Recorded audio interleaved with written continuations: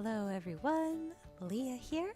Welcome to my channel. Someone sent me an email today and asked me specifically how to teach one particular slide of the Gogokid interview.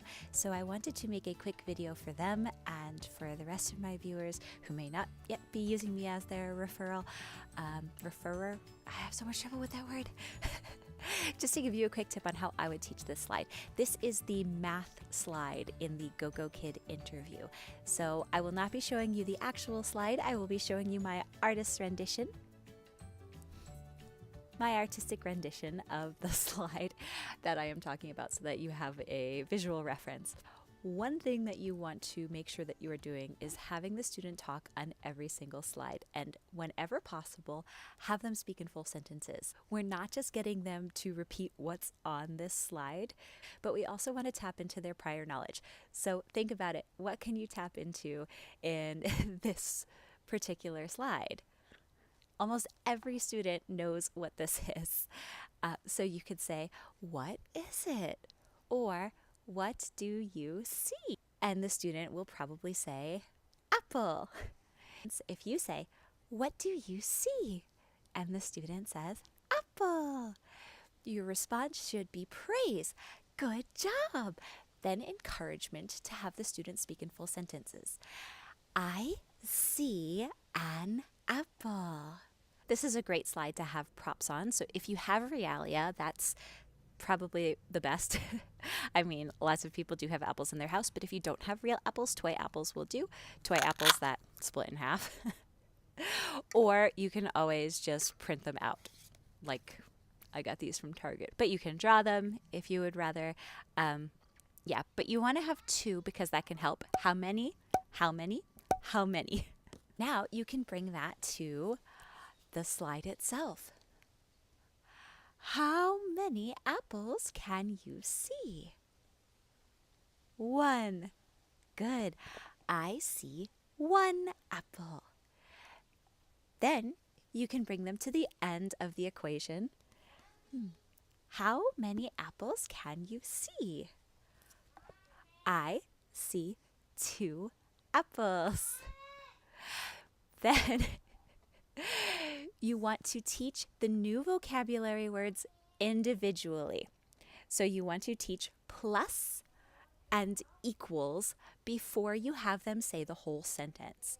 So 1 apple plus 1 apple equals 2 apples is a lot for a student who's never learned the words plus and equals before.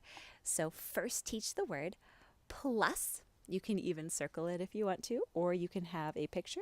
Obviously, I am not going to be circling it today because my marker decided it's going to die right now. But you can circle it on the PowerPoint and just have the student repeat plus, plus 2 or 3 times if you have the time.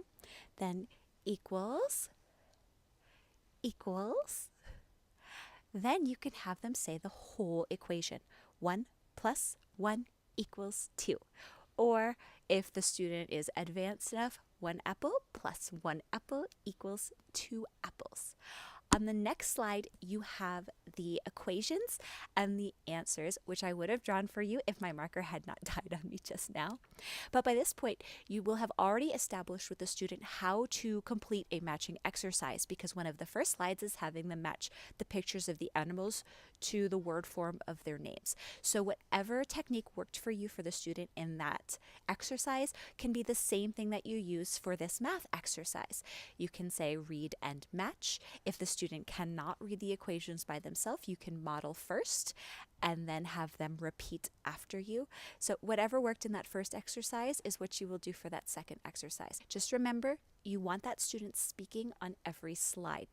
So if you get to that equation slide and all the student is doing is matching the equation to the answer, you want them to repeat. So however you can get them to say the equation 2 plus 3 equals 5.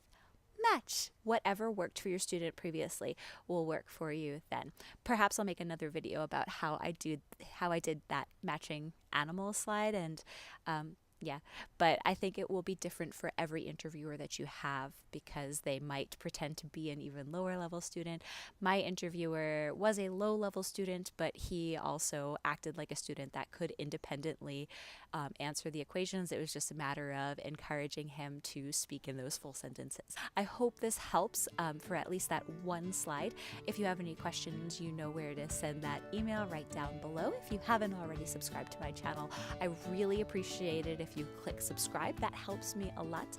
If you liked this video, give it a thumbs up. If you didn't like this video, give it a thumbs down. But I thank you for making it this far in the video anyway. Thank you, everybody. Good luck with your interview and happy teaching.